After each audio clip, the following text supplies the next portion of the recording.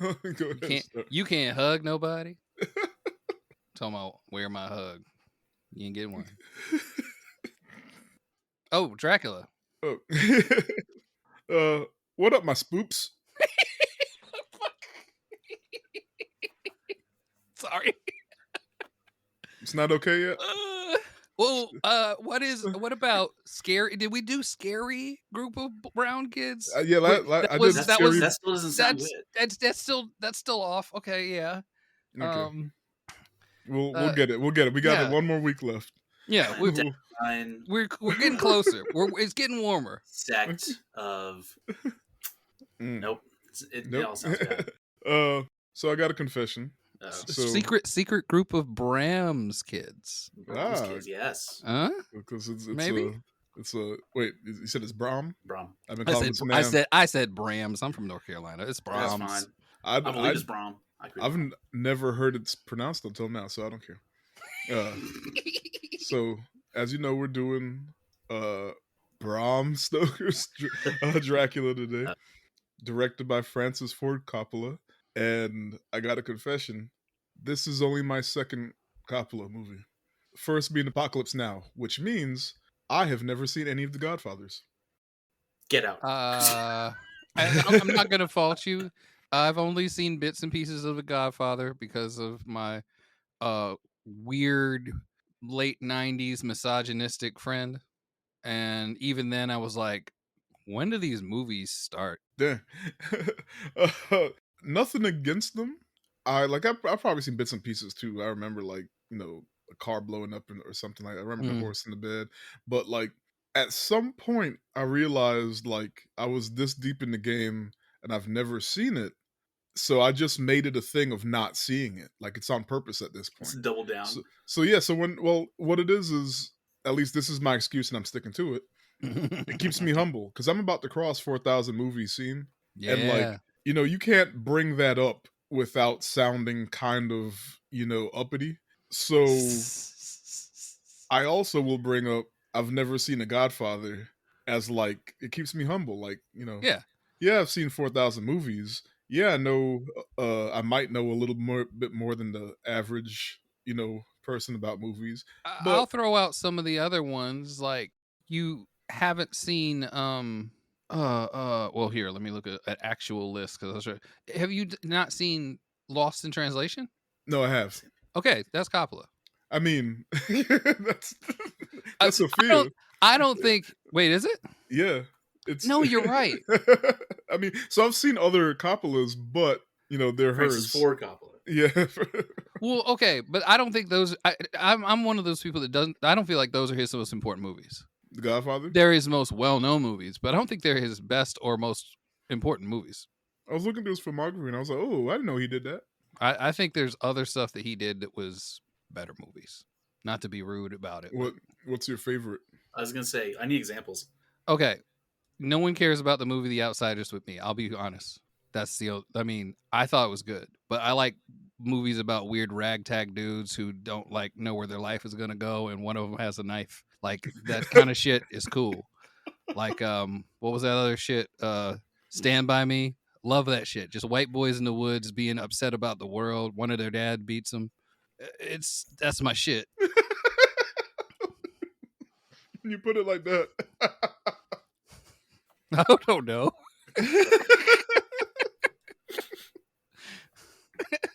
I understand.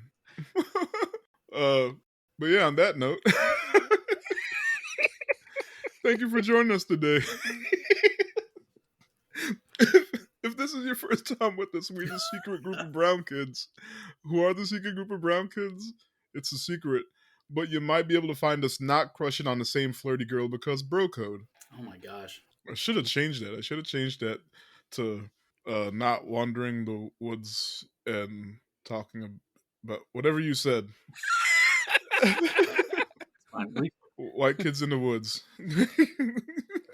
I mean, I don't think I remember seeing this movie in a long time, but how did I not realize that so many people were just simping? Man, they had a whole little gang. It was wild. What was she, a cosplay girl? Look, I went to make the joke too, and I couldn't. I couldn't get it right, so I took the cosplay part out, and you got me. Oh, man. So yeah, my name is Tiff Zilla, your host, and on this podcast I make my friends watch movies with me and talk about their feelings. And on the panel today, Moonlights as a mummy, Tim. And I got it on rap. Professional ghoul, part-time goblin, Ren. It couldn't be more accurate if I were to myself. And as we said, we're watching Bram Stoker's Dracula today. Came out November 1992, directed by Francis Ford Coppola, as a part of our ongoing Halloween Watch 2023. This is our third week, but technically fourth movie, because we did a double feature last week. Yeah, I missed that. It was a very Ren movie, or the first one was. Don't feel bad. You can go back and listen to the rest of them, and if you haven't subscribed to our podcast, this is a good time to do it. Yeah. It's always a good time to subscribe. I'm glad that I managed to rope you guys into watching this, though. Me too. It's such a weird, fun movie. Oh yeah. If you don't know what it's about, the centuries-old vampire Count Dracula comes to England to seduce his barrister Jonathan Harker's fiancée Mina Murray and inflict havoc on the foreign land. My first time seeing it, I said that, but yeah, first time I've seen this. You mentioned it, I forgot what episode, but you threw it out there, and I was like, okay, well, we could toss it on the Halloween list. So here we are. Mm-hmm. And yeah, somehow I've never seen this movie, not on purpose like The Godfathers, but so many, watching it, so many things comes from it, and I'm like, that's this, then this is that, and like his armor, I saw his armor in this movie, and yeah. Shit, this year, I saw The Last Voyage of the Demeter, which is based on the same novel, just his trip from Transylvania to England. And then also came out this year was Renfield, which I haven't seen, but I'm gonna watch. I think it's on Amazon right now. It's on Amazon or Hulu, one to two. If you go a little bit further back in time, you got Hugh Jackman and Van Helsing. You know what I mean? Oh yeah. It's like mid-2000s, I think. I think Dracula Untold, his armor in that was his armor from this one. Yeah. Okay, cool. A new reason to watch that. So many connections that I never knew, came from this. We could have had 1 month where we just watched all of the Dracula MCU. I would have hated Dracula. I would have been the Martin Scorsese. So you could wrap it up. You had palate cleanser with Dracula Dead and Loving It. Perfect. Where he does the weird hair. How many characters was Bro in this movie for real when you think about it? Because how many different forms he had? Each form he put on a different attitude, and it was kind of insane. Shoot, his man-bat form, that was the form that was in Last Voyage of the Demeter. And I was dang, they really it's almost like, I mean, it's a side story, but they really made it feel like a side story. It did kind of blow my mind that they put so much effort into his forms and they use it for a single scene. Yep. You know what I mean? It's like he's a wolf man for maybe 5 minutes. Mm-hmm. He's a bat for maybe 5 minutes. It's like, I love the craft. A pile of rats. Yeah. That transformation was that was done in such an old movie looking style that I was that was worthwhile right there. And that's what I would love to kind of harken back to. Hold on, we'll get into it. Okay, I'm sorry. Yeah, so right now it's currently streaming on Pluto TV. That's free if you don't know what that is. Just plays commercials. It is free for a reason. Yeah, it does do this thing sometimes. If you try to rewind or fast forward too much, it'll just have a conniption and then restart itself. Yeah. Just like Tubi, but unlike Tubi, you can't make an account and it's kind of save your place. But Tubi would freaking have a conniption and restart itself too. So something with I guess it's really hard to code shit with commercials. I don't know, because they all do the same thing. It feels a lot like they're similar apps, almost like, am I at Maxway or am I at Super Dollar? Yeah. Very similar. So as long as you don't gotta fast forward or rewind too much, you might be all right. I don't even know if you can fast forward on Tubi, because once you hit a commercial, it's like, nah, you watching this. Look, we said it's free. You like that purple teeth stuff, just get it.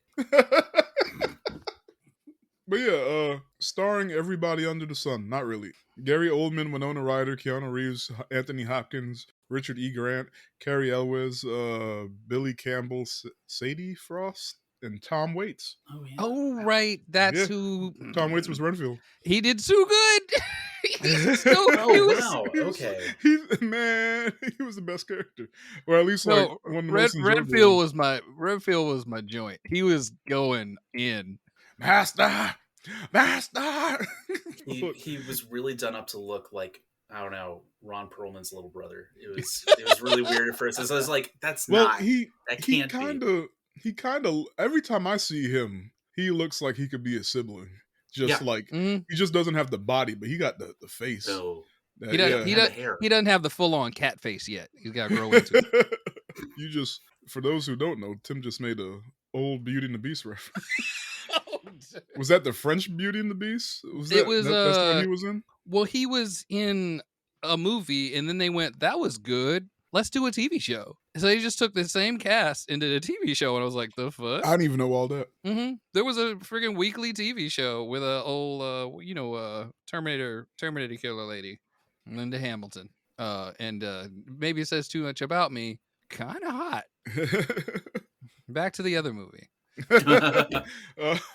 So budget was $40 million. Just like Malignant. Hey.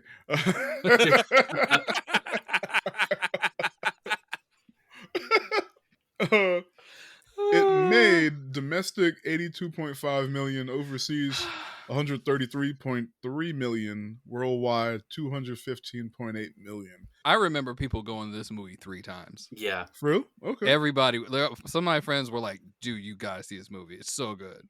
I get it.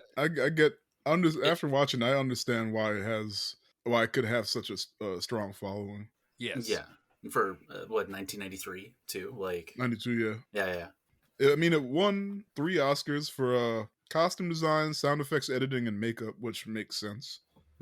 And Rotten Tomatoes, audience and critics are pretty much the same. Audience 79, critics 78, which makes sense to me. Old movies, I feel like the older the movie, older and notable, they seem to come closer. I guess over time the opinions merge. That makes sense. Yeah, so you got a lot more people being open-minded because they want to see something they've heard as a classic. Yeah. They look at it at a different lens than somebody back then. It was just like, I thought it was be like Batman. Can you imagine though if you're waiting for the audience score to rise after so much time has passed, it's still just fucking 20% or something. Just be like, no, it'll be fine later. We'll check it later. Somebody's like, no, I promise you. Just it really was a waste of time and money. Like, damn, we shouldn't have made Joe Dirt too. Shout outs. We got somebody from Brazil listening. Shout out Brazil. And we got a couple listens from Australia. I thought we had 4 or something before. It wasn't much. So I don't know if they came back or if it's just new Australians because it's real in between, but it's a couple of spiders. Is it because of that? Is it because of that character in Malignant that was backwards and upside down? You guys can say so if that's what it was. We'll do Fury Road for you guys later. But yeah, let's get into it. But before we do, we're gonna spoil this 21-year-old movie. Wait, 21? 31. Yeah. I know math. 31. Can you do something for me? Put this movie in an archive for me. Thank you, 31 Savage. How do we feel about this movie real quick? Ren? I feel great. I mean, yeah, you suggested this. Yeah, I don't know. I forgot how horny it was. Oh yeah, very horny. Even when it wasn't straight up titties. I'm sorry I didn't warn you guys. I didn't know. Yeah, it was 90s horny though. I've seen anime from 3 weeks ago that tried to be this horny. So literally, yeah. I've seen high school anime where I'm like, well, I'm not watching any more episodes of that. Well, it wasn't shame inducing horny. You know what I mean? No, it was right before it. It was the step down. Yeah. So it didn't make you feel ashamed. You felt ashamed for the simps in the anyway. Yeah. So I think what's funny about this is that I'm not sure what context I had because I was 8 when this movie came out, but for some reason I had the game on Game Gear. There was a game? There was a Bram Stoker's yeah. Game Gear game that I had, and that sucker ate up so much battery on a regular basis that I feel like I didn't play it as often as I the should titties have. in the game? You know, I don't recall, and I feel like I would have been looking for Because them. I'm about to say, hey, now I know why you suggested this movie. Yeah. That being said, I have nothing but fond memories, even though I had a lot of nightmares as a kid, regardless. And at least Look, a half few of them Dracula were attributed forms. to some of those forms, dude. Because Yeah, those like, Dracula shit, forms, not even all the monster forms. His Yeah. old form gave me nightmares. Oh yeah, I loved his hair too. The dual beehives. Was it the? It's funny because they're like they say the taller the hair, the closer to God. But it seems like he didn't want that, so They don't being say a that little in coy. Transylvania. Oh. It's the longer the ropes, the closer to hell. Ugh. Oh boy. But yeah, dude, great. I'd love to hear what you guys thought about it. You got it. I thought it was fun, and I'm gonna be the guy on the podcast that always goes, "Man, could that have been shorter?" And Yes. it could have. I was thinking the same thing. But even for the length, there was a lot of information sometimes that the movie wasn't letting you know it was giving you. I guess that's one thing. It could have conveyed information a little bit better. I bet on a second and third watch, people are like, "Oh shit!" Yeah. And that's kind of, I guess that's another thing. Some of the great directors do is they kind of sit stuff in plain sight, but they don't let you know that's your information. It's not till you go back the next time. Mm-hmm. But it was a good movie. There was a lot of like Christosexual overtones. Yeah. So that was kind of neat, kind of seeing something from a time period when it was doing stuff like that was like risque. Yeah, and now knowing it's how like popular. ho-hum. Yeah. Like they sell cross dildos on the internet now. They don't care about this movie being sexual and Christian. Yeah. But that was a lot to do in 1992. Like Compared 1990. to What's his name? Dennis Rodman was controversial back then. Oh yeah.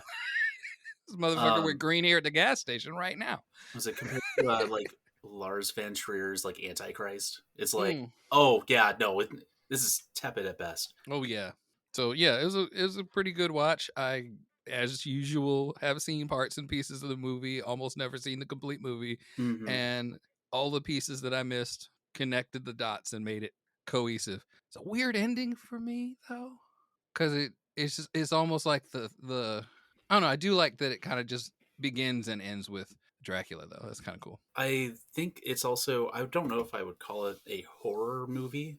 I think it's a romance movie. It is It's a definitely horror romance It's still a movie. horror movie. Just like it's a gothic horror movie. romantic horror. Exactly. Is romantic horror like a subgenre? Because there's like comedic, there's The romance Shape of Water. comedies. Usually the romance is rolled into Shape of something Water. else. Yeah. But there's a Guillermo del Toro has one called Crimson Peak. That's what I was thinking of. That's exactly it. Okay, Because it feels like a romance, but there's horror elements to it. But that's because love is fucking scary. I'm sure that tagline has been used in so many of them. It's on the outside of Hot Topic right now. Right now, some kid is updating his MySpace headline to be like, "Love is scary." XXXX. Tonight will be the night that I am scared of you. Giving Ren PTSD. Just war flashbacks, fucking helicopters like in the back. You see like the camera like frame in on someone's face, and there's just like 1,000-yard stare. There's a huge set of bangs. War is heck. Snake XD. Roar. Roar. War. I saw a Roar is heck. somebody posted said, "You ever have a typo and instead of saying typing out yeah, you type out yesh, and then you have a PTXD." Oh, that's brilliant. PTXD. Jesus Christ. I was on board when that Toyota sub brand Scion just started naming their cars with just letters. They made an XB, and then I was like, "You guys got it. They're gonna do it. They did an XA, an XB. I was like, come on, motherfucker! and then they didn't DC. make any more cars. I was like, shit. It's like they could have made an XD. They would have made bank. Hey, they did. Did they make the XD? Yeah, so here's the thing. Remember, I worked for Toyota. Oh, you did. Roar. Oh my god, I do remember this motherfucker. Yeah, so there was an XA and an XB those were the first models to come out for Scion, and they were the same price, but the XA was notably smaller, and people complained. So what they did was they did a new model. When they did the second generation XB, they didn't do a second gen XA. They did the XD. I remember And this that now. one was a little bit bigger, but I don't think they were the same price anymore. Yeah, so it was XA, XB, then they did the TC, which was the spiritual successor to the Celica, and then they did the XD when they did the second gen XB. Yeah, I learned to drive stick on that. I do not need one of these cars, but if I had one, I could not get a license tag that was not RAR. Oh, gosh. Raffle lobster. Awesome. God damn it. Look, it's coming back. It's coming back. I'm gonna have to... He's gonna keep blowing out random things during the episode. And like all of this class stuff, action lawsuit for the early 2000s because I want my money back. All of this stuff makes me think of this party that they had in Ohio called the Only Undies Club party. Jesus. Just imagine a bunch of emo kids in just socks and underwear and like pajamas, like out in a time of night that none of them should have been awake because of school the next day, and just a bunch of creepy old dudes like hanging outside the building. I mean, like it went on for years. The Only Undies Club website was like, imagine MySpace with very little room for like personals, and then just tons of pictures of like scene kids in various degrees of undress. And I was like, none of this can be legal, right? Which circle of hell is this? Like, I kind of missed out. Like... One of the guys that like did shows with me, he told me about it, and I was like, no, nothing about this sounds legal. He goes, yeah, there's like totally kids under like 18 on that site, just like half undressed. I was like, what is going on? What is Ohio? That's a great question. Living in Ohio is weird, but sometimes very gothic, like the movie. Oh, speaking of movie, let's go through it. I know how much of that's getting cut out, and I'm gonna leave that part in. That's hilarious. Oh Lord, no! Oh no! Cut out the part about people eating dirt. Yeah, you're gonna leave that in. Look. If I wasn't eating, like I probably could have like reeled it in and kept this moving, but I was also enjoying the story, so I just kept going. Apologies to any of my old Ohio friends, but you did this. Look, I was about to say they know what they did. Yeah. They have blood on their hands. Jesus H. Christ. Speaking of blood. The film starts out in 1462. And we see Vlad Dracula, played by Gary Oldman, a Romanian knight of the Sacred Order of the Dragon from Transylvania, go off to war against the Ottoman Empire, leaving his bride, Elisabetta, behind. When he returns victorious from his campaign, he finds his beloved Elisabetta had committed suicide after his enemies falsely reported his death. And a priest tells him that his wife's soul is damned to hell for committing suicide. So what does Vlad do? Go to fuck off, right? Enraged, Vlad desecrates the chapel and renounces God, declaring that he will rise from the grave and avenge Elisabetta with all the powers of darkness. Is that all it takes? Anyway. That's metal as fuck. What do you mean all it takes? Sorry, that whole scene was incredible, dude. He quite literally, like, I always hear the term "eats the scenery." Yeah, yo. Look, so he stabs his sword into the chapel stone cross, and then blood starts pouring out of the cross, and then starts pouring out from all the stone. A lot of blood. Yeah, a lot of blood. And so he grabs a chalice and he collects some blood in it, and then he drinks it. And like, that's he taps the Rockies. I love that everyone else in the room just kind of looked at each other with sort of that, I didn't build that. Right? Because it's funny, Tiff, you were like, oh, you could just do that? Because that's what the fucking like priest was thinking too. He's like, look, we had the same look on our face. Look, he had the same look I had on my face. He had his like, whoa, hold up. Like blood came out of the what? Why? Yeah. It was a little like, it was like a cherub statue too. Like that was crying started blood. bleeding from his eyes. Yeah, it's great. Just blood running on the floor over his dead wife. Yeah. princess, and he just goes and kind of fills up a cup. And that's the end of the movie. Yeah. But look, like it. I'm sorry, I keep harping on this. Like, happy and he already knew what to do. yeah.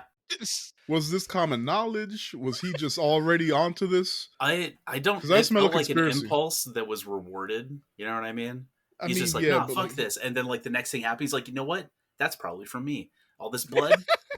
I'm gonna just drink some. That's probably mine. but he called it. He said, Mhm. "From your mouth flows blessings and curses," and he manifested, bro. He spoke it into existence. He said, That's a "Look, secret. I'm gonna do this shit," and I'm did some shit, and then it worked out. And look, how do I speak some money into existence? Because look, I I don't want to desecrate a church, but But you know what? no, I didn't. That actually came out worse. Like, I really don't. Listen, I don't want to. I don't. I'm look, going to go through with this, no. telling you guys I want money, but I don't want to desecrate a church. You know, let me But just I'm keep going. Willing to desecrate a church. That's my next T-shirt idea. Like, Look, it's like, I Don't want want money, to. but I don't want to desecrate a church. look, my It's a mama fraud. gonna listen to this episode. On the back it says, "But I will." No. Oh. Y'all got it. I want that smoke. My mom, like, she picking, like, her ears are burning. She picking up a slipper right now. Like, she's gonna bust through the door. Don't you blaspheme in it? It's okay. We'll handle enough for all of us. So 4 centuries later, 1897 now, we see a young lawyer, Jonathan Harker, played by Keanu Reeves. Keanu. Whoa. He takes the Transylvania Count Dracula as his client from his colleague R.M. Renfield, who was having some personal issues. And for this, Jonathan has to go to Transylvania so he can arrange all the property acquisitions in London, since the Count is buying up a bunch of stuff. But first, we see him telling his main squeeze, Mina, that he has to go on a business trip, and when he gets back, they'll finally get married. And neither are happy to leave each other, but Jonathan knows Mina ain't gonna fuck with no broke boy. So it's rise and grind, let's get this bread time, right? Sure. So we see him traveling, and when he arrives at night, he gets out the carriage, and a nice lady gives him a crucifix stating, "For the dead, move fast." And they shut the door and they keep it moving. Yeah. He's like, huh. I would love to say that during this trip, there's just so many red flags. Oh yeah, yeah. Like he like Keanu's just like, whoa, that's weird. Look, excellent. So I'll get to it. Let me finish this one piece real quick. Absolutely. So then another carriage pulls up, and the driver, let's just say you can't even see his face. He looks like a Dark Souls boss. That's what I was trying. I was like, I've seen this in a video game before. Yeah. But he was also like snarling, or I don't know what that noise was. Like, if it was like whispers of the damned coming out of him, I don't know what that was. But he never actually speaks. He just puts his hand on Keanu. He reaches down, puts his hand on Keanu's shoulder, and just kind of glides him into the carriage. He's completely armored. Yeah. Yeah. First red flag. And like on his way, like you see like wolves and shit chasing the carriage, and Keanu, like you said, Keanu's just like, whoa. Second red flag. So yeah, so then they arrive at Dracula's castle, and I'm gonna say this at the top, right? Yeah. No, you go ahead. I got my whole. When they arrive to Dracula's castle, they pass through a circle of blue fire, and he's just like, huh. That's weird. I'm just like, shut the fuck up, dude. Transylvania is so different. Look, okay, that's what I was going to get in. So, people say it's a thing, and not so much recently because John Wick's awesome, but there was a whole thing of whether or not Keanu was a bad actor. And my stance is he's not a bad actor. He just doesn't have a wide range, but he knows it. And the directors that like to work with him, they know it. And at first, I was like, don't let this be the movie that makes me change my stance. That Keanu's and then I realized, no, he knew exactly what he was doing when he picked Keanu, because this is this character. Yeah. This guy has to be clueless. Yeah, he's young and clueless. And I was like, oh, this is a perfect casting. Oh my goodness. And like, then I got really excited because I was like, I get it. It clicked. Okay. Yeah. Following this later, he would go on to do The Devil's Advocate in 1997, which I recall watching it. And once again, watching another rated R film with Keanu Reeves that I shouldn't have been watching as a child. La Boobie. Yeah, especially that one. But I'm wondering if he also got cast in that too, because he, supposed to typecasted be as somebody who's kind of like a sweet summer child. Yeah, just kind of like, oh, whoa, weird. All right, excellent. Okay, it's like, Definitely in no, the she's 90s. dead. She's dead, Keanu. Oh, dead. That's Huh. weird. Huh. Okay, I didn't do anything, did I? All right. I'm like No, we're good. thinking back, it makes more sense. Like Point Break, like Huh. he's supposed to be like, Huh. man, they're surfers, but they're also thieves. They seem good, But they're kind of nice guys. but maybe they're bad, even though they're good. Look, Maybe the dichotomy of human existence is kind of just a construct. look, I They all look at him like, what? and that's the movie, right? That's the like the crux. Look, man. I love Keanu Reeves. That's all I'm saying. Like, I like him. I like him. I don't love everything I see him in, but I like him enough. I think he's in like an authentic version of Midsummer Night's Dream or something. He's in some Shakespeare thing that is like period correct looking, in but no one in the movie has Shakespearean accent, so they just he's talk in the like one they with talk. Denzel that I still Yeah. haven't seen. They just talk like they talk. Much and Ado it's like, About Nothing. Much Ado About Nothing. And they just talk like they talk. So Keanu's like, I guess, like sort of a foil character in it. And he's just like, shut up, all right? And it's just like, what's going on? Doing his best Napoleon Dynamite. God. Napoleon Dynamite is doing his best 90s Keanu. Maybe. Ooh. Just put Keanu Reeves in a remake of Napoleon Dynamite. I would Shut up, Lisa, you fat lard. It's actually his dad. Oh, no.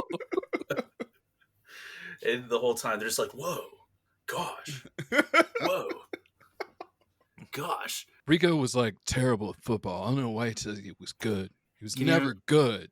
But all the bullshit that Napoleon Dynamite would totally sound like a John Wick movie, though. You know what I mean? I came in with nunchucks and I fought off 5 badgers, and they were hitmen for the badgers. He's just.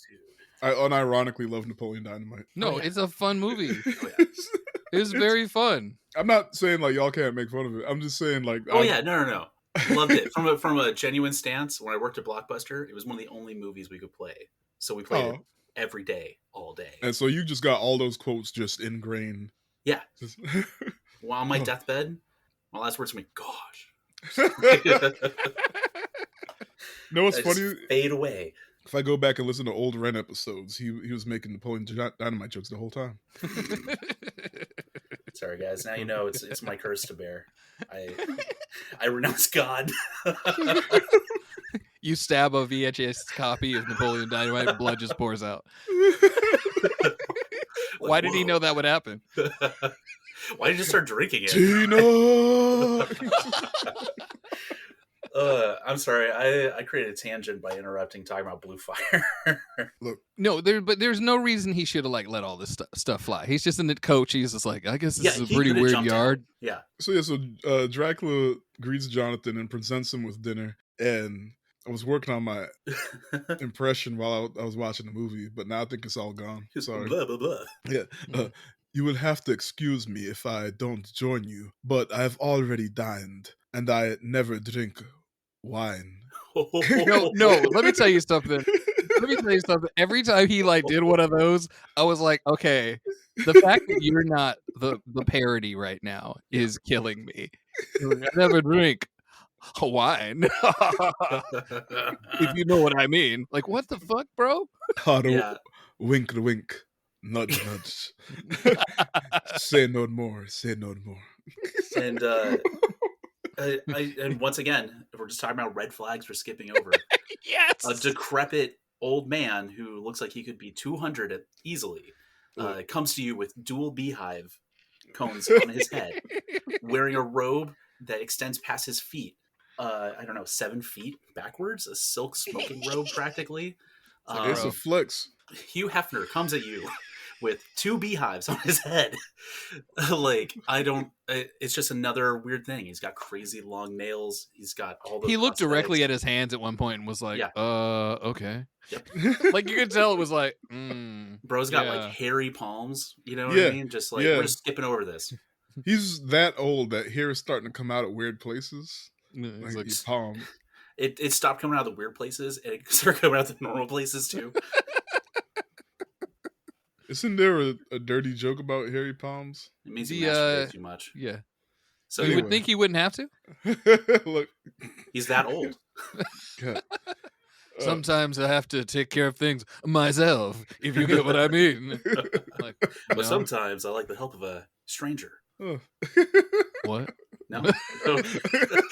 Whoa. Whoa.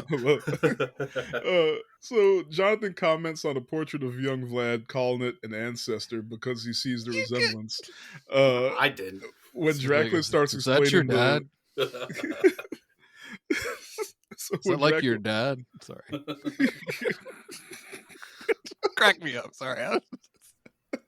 So when Dracula starts explaining the Order of the Dragon, he pulls a sword out on Jonathan, feeling as though he made light of the past or whatever, explaining that he's the last of the Order and it's a big deal. Sensitive motherfucker, ain't he? No, motherfucker, you talking shit about my family? Pulls You talking shit about my family?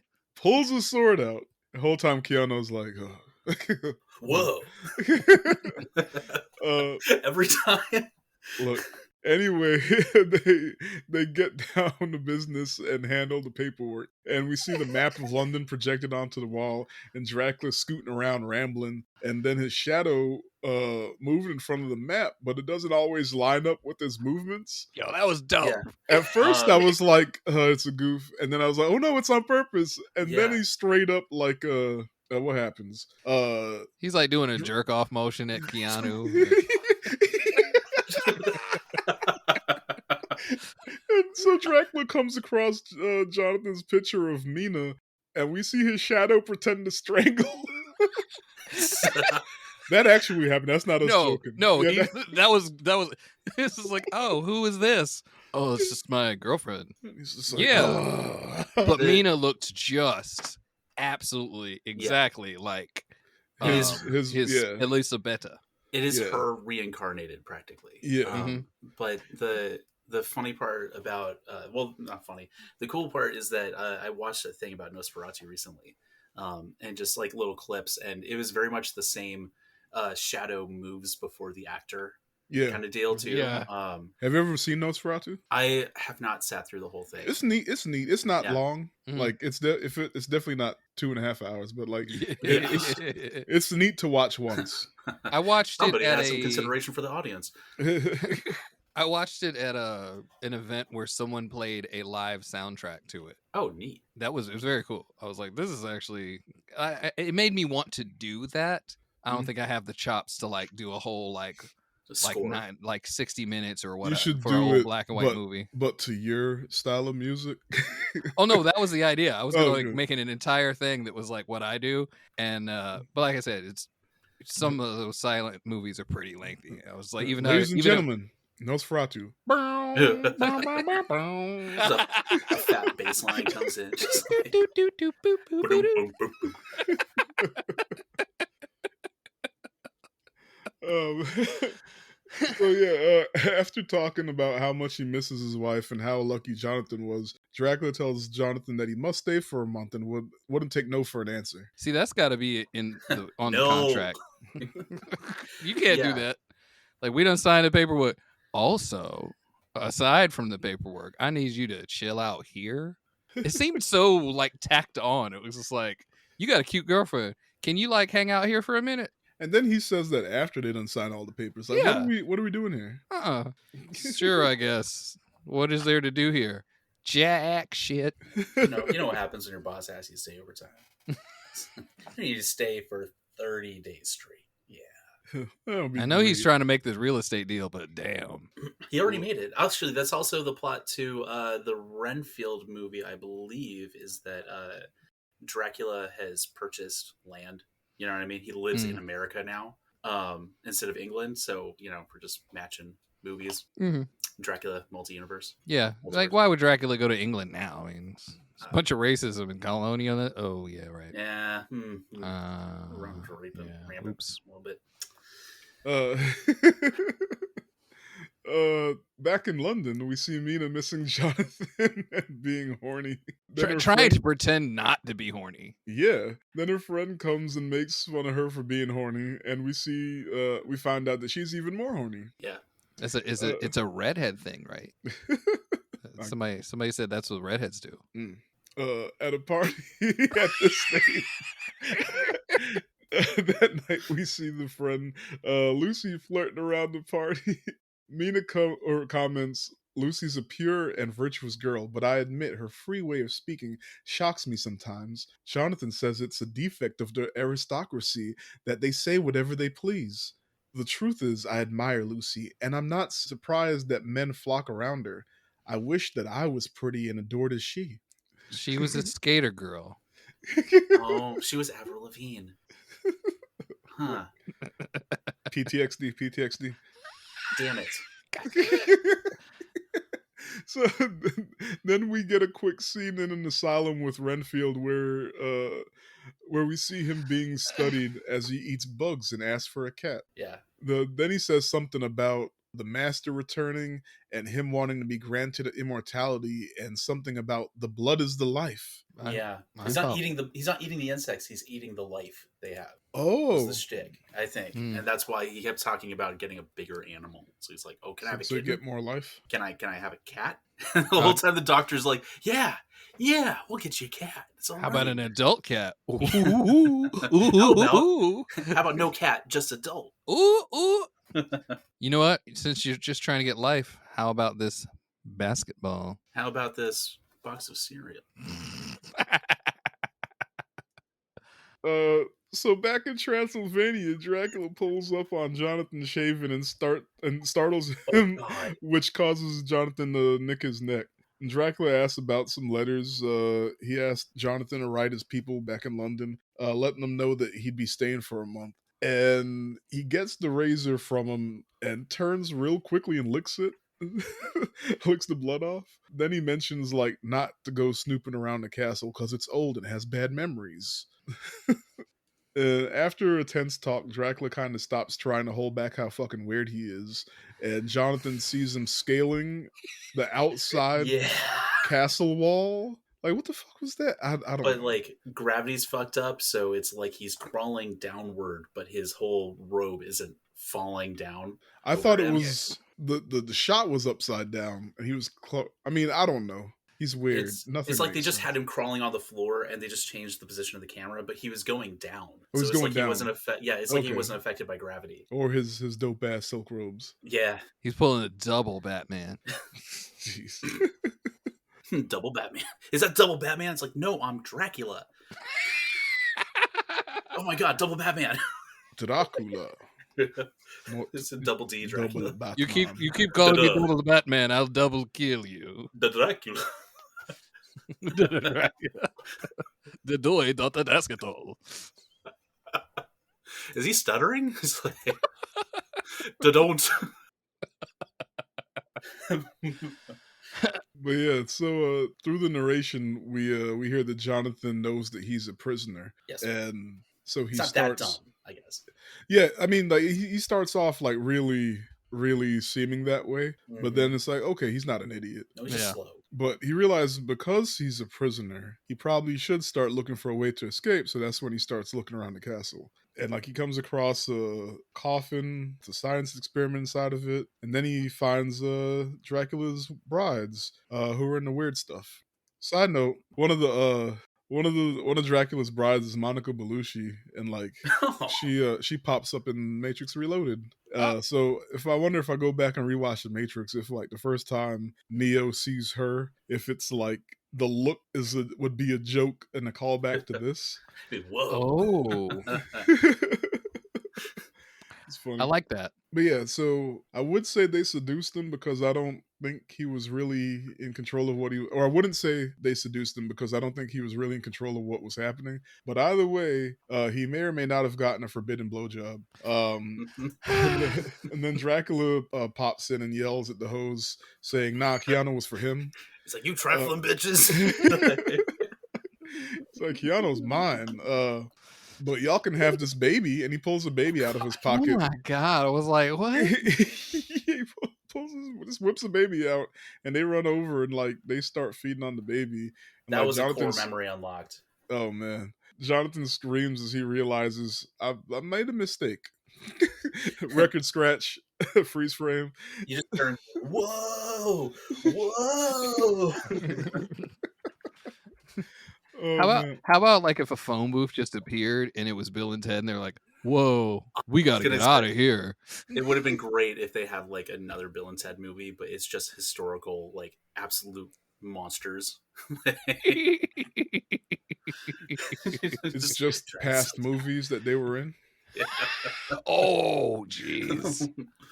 But yeah, so Jonathan spies on the Count's gypsies. I don't think we can say that word anymore. Bad girls. Yeah, that explains why in the movie they said it because this is Mhm. 1992, but on the Wikipedia article they just said the Romani. Mhm.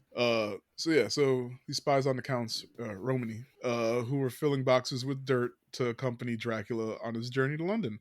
I know you guys haven't seen Last Voyage of the Demeter, but I have. imagine me. Oh, you have? Okay, so imagine me watching that for the first time, not knowing that it's from this story. Because like Maurice and Cherry had to like fill me in on the lore and stuff. So now Mhm. watching this, I'm like, holy shit! Like, not only is it from the story, they took a lot specifically from this movie, including his man bat form and everything. And I'm like, oh shit! Like I just Like an saw unofficial sequel kind of thing. So I yeah. don't know if is that just part of the source material for Dracula? Yeah. Is the Earth Yeah. thing not Uh-huh. okay? Yeah. Okay, I wasn't sure. Or If this specific movie is Bram Stoker's Dracula. I don't know. I don't know. Oh, okay. I think I think that's it's part from of the actual this source material. specific thing. Yeah. I don't know if it's enough this about- specific movie, but it's nice that everybody's pulling from the same source and they're coming out with kind of similar outputs. You know what I mean? Because that makes me feel like I can just watch all these fucking movies and just be like, holy shit. Connect shit It's all part of the together. same fucking thing. Yeah. I'm gonna try and get to Renfield in like the next week or two and see what else meshes. Since Renfield, I don't know if Renfield is specific to Bram Stoker. I think it is. I think that character. I believe he's part. Yeah, I believe he's part of that entire lore. Is just like it seems like we skipped a lot of the Mina Harker storyline and all of England with the Renfield movie set in America. Yeah. I mean, which is fine. It's fun. I feel like that they took it and did their own thing with it. Where Last Voyage of Demeter was this story, just the voyage turned into its own movie. Yeah, because you even see in like, I mean, we're about to get to it, but in when he's on the voyage or whatever, you see clips of him coming out and attacking folks on the ship. Yeah, the narration. Yeah. Oh, I forgot. There's a lot of narration in this movie. So you have a omnipresent voice that's kind of describing people and everything, and like they'll go into, I don't want to say like audio logs, like in a video game, you know what I mean? But it's like somebody's writing a letter and you're hearing them narrate. Yeah, it's usually whatever character you're following, or if they're writing a letter, that character would be talking. But yeah, some narration during the voyage. They talk about how, like, you know, the first crewman went missing. Yeah. During the, you know what I mean? So it's pretty tragic when you watch the actual movie, The Last Voyage of the Demeter. They kind of gloss over parts of the actual trip to England, though. He's like, how many people does it take to run the ship? Oh, at least 8. How many people are on the ship? 20? Perfect. You think you could run it with 5, though? Well, why are you asking that? I'm gonna go back to bed. Oh, that was weird. He sleeps in dirt. He's taking a dirt nap. Where's Chris? You better not be slacking off somewhere. Oh, but yeah, so then we get a little montage, then we get a little montage of the voyage of the Demeter to London, and then in a bit, the asylum where Renfield is screaming about how his master and the doctor are going crazy. Did I mess that up? No, anyway, no. So not sure what was up with that, but yeah. So the weather is windy and nasty. I think I was trying to like describe how like once the boat pulled in, we saw like it was like first person view of him as a wolf running through the streets of London. So there's the other part where it's like, oh no, that's in my next part. Oh, okay. I'm sorry. Whatever. Like bad weather precedes him. You know what I mean? Yeah. Yeah. It's like he is an ominous force. So animals freak out, clouds brew, storms happen. It's really cool. to watch unfold. He jumped off the ship as a wolf because he got that dog in him. Just looking for that bone. It's a very horny movie. Very horny. So then we see Mina trying to close the doors as the windows blow open, and she sees her friend Lucy wandering off outside. And like Mina runs to go retrieve her, and then she finds her fucking werewolf in the garden. Oh yeah. You know how that is. I hate when that happens. Obviously, Rawr. the creature is Dracula. Not sure how or why he seduced Lucy off the bat, but maybe that's in the book. I don't know. But when he sees Mina, he goes, "No, don't see me!" And then he disappears in a flash of lightning. And then Mina wakes Lucy up from her trance and like brings her back inside. I understand what Dracula was going through there. I too would rather not be perceived. Yeah. Same thing. My wife came in on me eating like a bucket of ice cream in the kitchen. I said, "Don't look at her!" And then I threw down a flash grenade and I fucking bailed. It also was the middle of the night in the dark. Yeah, hey, I understand. We all have that craving for the 4 a.m. handful of shredded cheese. We've been there. Flicks the lights on, and there's Ren. He's Renfield. Oh man, but yeah. Next, we see Dracula, now young again, like we saw him in the beginning of the movie, stalking Mina during the day in the streets. He confronts her kind of strong, and she tries to get away from him, but then apologizes and he mentions that he's a prince, and he's going to leave her alone. But then this girl Mina's like, "Oh, prince, word," and she starts being nice to him, and they walk off together. Later on, we see Mina still hanging out with young Drac, going to a puppet show and shit, and taming escaped zoo wolves and shit, drinking alcohol and shit. Is it absinthe? Yeah, and she falls for him. I mean, I thought I at first I didn't realize it was Dracula. I was just kind of like, that's the front man from Tool, right? Went from being Gary Oldman to Gary Newman. Gary Newman. Who I just looked up his picture. He looks like he'd be a good choice for Dracula too. So I don't know. Yeah, here in my car. I will say what cracked me up about Mina's character is that, you know, she's so devoted to John. The entire thing in the beginning is just like, oh, I only have eyes for John.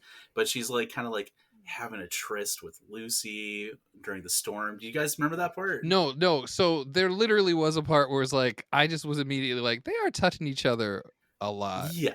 So when the storm is coming, yeah, when the Demeter is coming in and you have the storm brewing and everything's going crazy, they're kind of running through the maze, you know what I mean, in the rain, and they're kind of like kissing and feeling on each other, and then it's like she wants what Lucy has, which Lucy is just kind of like living her best life, you know, dragging these three dudes around. She got Sims. And now she's like, you know, seems like she's entertaining the idea of Dracula, you know what I mean? In his human form. What if I was a Lucy? Ma'am, you could be a Lucy if you want. No one's gonna stop you. But it doesn't seem like she's fully devoted to John, or really had been initially. Well, I think she was, but there's also like outside, like she seems kind of, I don't say naive, but like there's also like other forces that she's.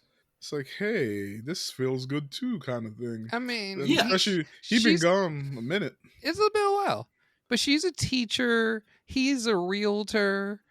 They're gonna end up in a little ranch with "Live, Laugh, Love" on the door, and she's just trying to figure out if that's for her. She ain't had a hoe phase yet. That's what it is. Yeah. Get that hoe phase out the way, and then you can be with John Wick as much as you want. Excuse me, Jonathan. So then Dr. Jack Seward, who we seen the Asylum study in Renfield, he pays Lucy a visit. And she's like, help me, Jack. I don't know what's happening to me. I'm changing. I can feel it. I can hear everything. I can hear the servants on the other end of the house whispering and the mice in the attic stomping like elephants. But I'm having horrible nightmares, Jack. And Lucy's fiance, Arthur Holmwood, who is Carrie Elwes, and his buddy, what's his name, Quincy Morris, they show up. And like, that's the whole simp gang is Jack, Yep. Arthur, who's literally the fiance, and Quincy, but she be flirting with all three of them in each other's faces, in their faces. Yeah, Wild. just there. So they show up, and Dr. Seward convinces them that they should call the help of his mentor Abraham Van Helsing to come see about Lucy's condition. And Abraham Van Helsing is Anthony Hopkins. I thought of that too. Yeah, it's pretty funny that it just so happened to be Van Helsing, too. You know what I mean? It wasn't like a doctor who knows a doctor who knows a doctor who heard something about something. It's like, I know it's a guy. literally the vampire expert. Yeah. I like how subdued Van Helsing starts. And then he just gets wilder and Like wilder. just to the point where it's just like, bro just says whatever he wants, and I love him for it. He don't give a shit. Like, we'll get to a part in a minute where, like, that's my favorite quote in the movie. Like, boy is wild. He's an asshole. But yeah, so Van Helsing gets to the telegram, or gets a telegram while he's doing a TED talk on vampire bats, and sets out. And when he gets there, immediately he and Dr. Seward try a blood transfusion that require both Arthur, the fiance, and Quincy to donate their blood.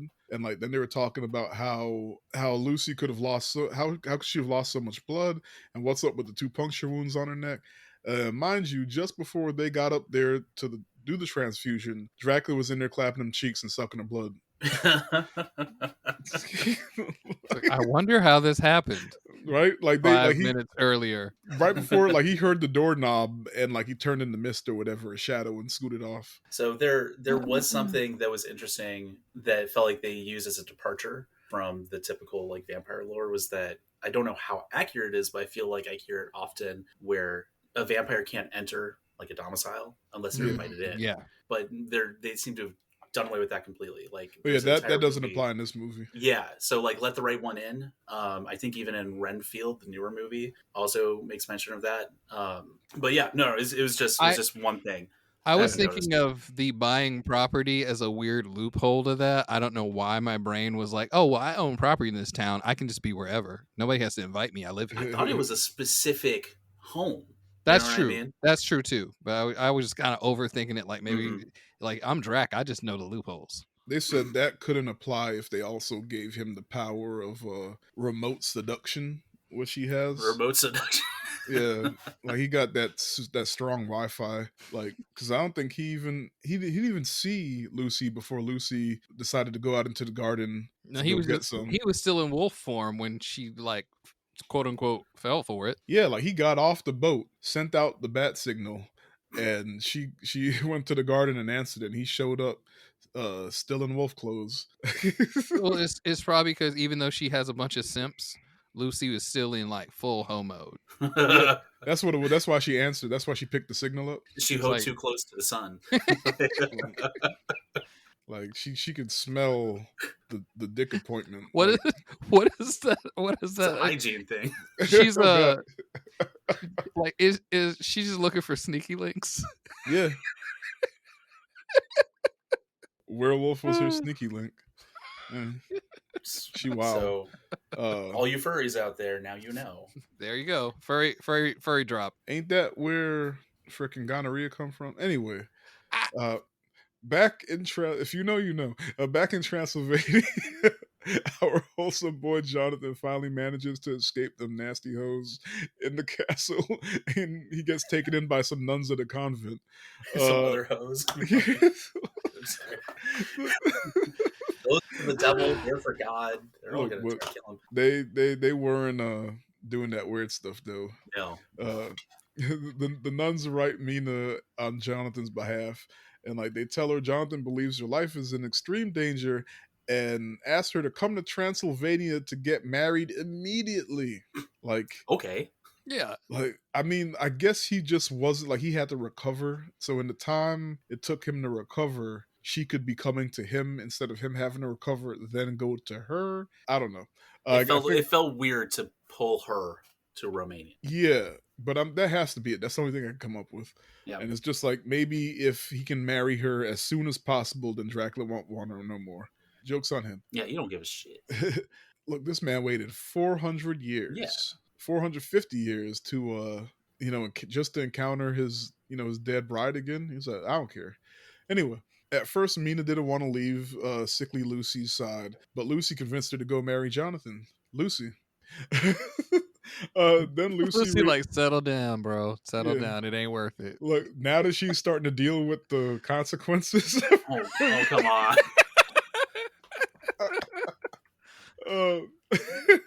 Oh shit. Boo. So then Lucy reacts to some garlic in the room or something and starts spazzing, and she tries to bite out Quincy Morris's neck, and this is when Van Helsing notices Lucy's vampire teeth. Yeah. He notices like her teeth are different from Dracula's too, which I noticed. Anyway, he notices like Lucy's hers retract. Yeah, it looks like. Yeah, and she had they're to like force them out. Yeah, they're like what do you call these two teeth next to your two front teeth? Is there eye teeth or?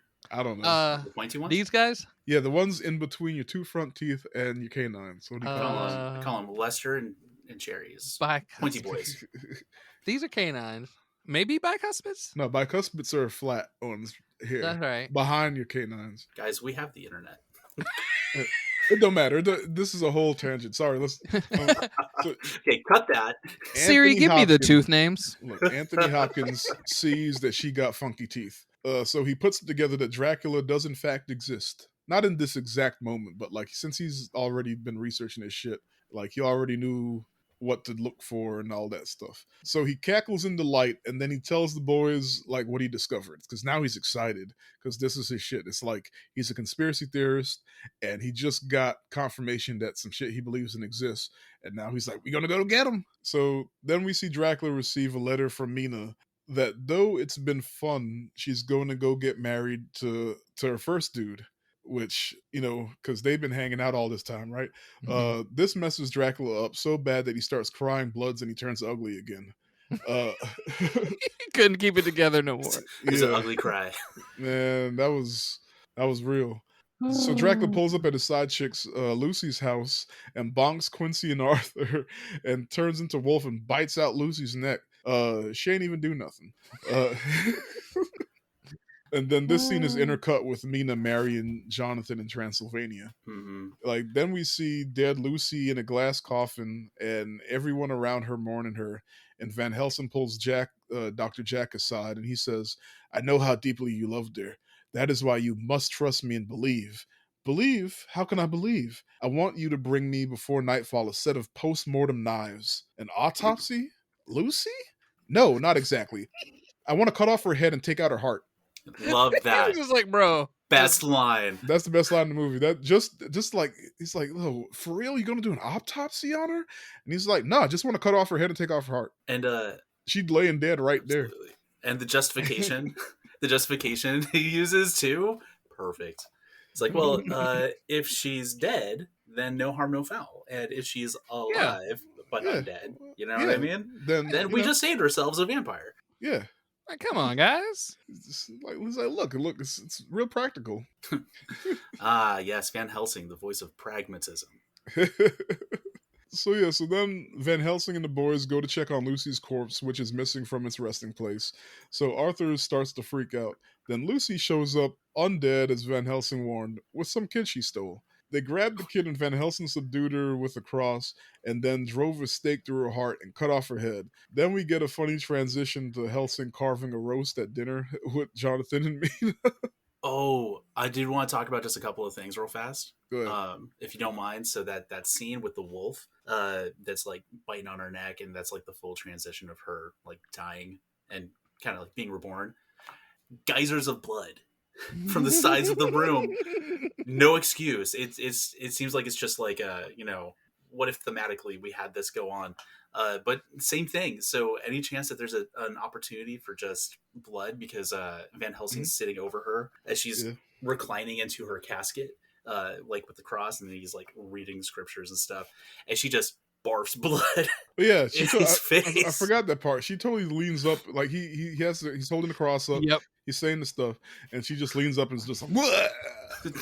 That was like, boo, boo. Yeah. I didn't stop him though. He was like, shh, I'm gonna keep reading. I've seen this shit before. And I just the amount of blood in this movie sometimes is just comical. It's almost like because it's not like Army of Darkness level comical. Yeah, it's not like the blood comes in the violence. The blood rushes in just in the 3 scene. dramatic moments. Yeah. Like, I don't know if you guys remember in Army of Darkness where Bruce Campbell is like outside of that pit and a dude falls in and it's a literal geyser. You know what I mean? It's like there isn't even that much blood in a human body, and somehow I'm sorry. I watched I had to Evil get that Dead out. Rise this week, and that had an insane amount of blood too. It's fun. Yeah. So next, Dr. Jack takes Mina to the asylum for safekeeping. Which is I know weird. that sounds funny, but he lives there. So he was putting her in his Also room. weird. Yeah, I mean, yeah. So, and Renfield shouts out at Jack that he's been promised eternal life, and like he's just rambling in back. And Mina asks to speak with him, and Renfield tells her that he knows she's Dracula's love, and he's coming for her. Then he whispers to her that she needs to leave and get away from him. And then he starts rambling again. It's Master, you promised me eternal life, but you give it to the pretty woman. Dr. Jack, I'm no lunatic man. I'm a sane man fighting for his soul. These hoes ain't loyal. That's weird. I had that joke in there earlier, and I think that's where I messed up. Like I couldn't, like back when they were going to the puppet show and drinking the absinthe or whatever. I had it in there. I don't know. I guess I moved something around and it got, I don't know. Anyway, so while Van Helsing and the boys pull up at Carfax Alley. That's funny. I heard it too. I heard it too, though. That's funny. Why they gotta take the Carfax? Carfax Alley is his spot, Dracula's spot that he bought, that he's living at, which is just a old rundown like building. I don't know. It looks like a caved-in mansion. Yeah, and it's across the street from the asylum. Convenient, right? Yeah.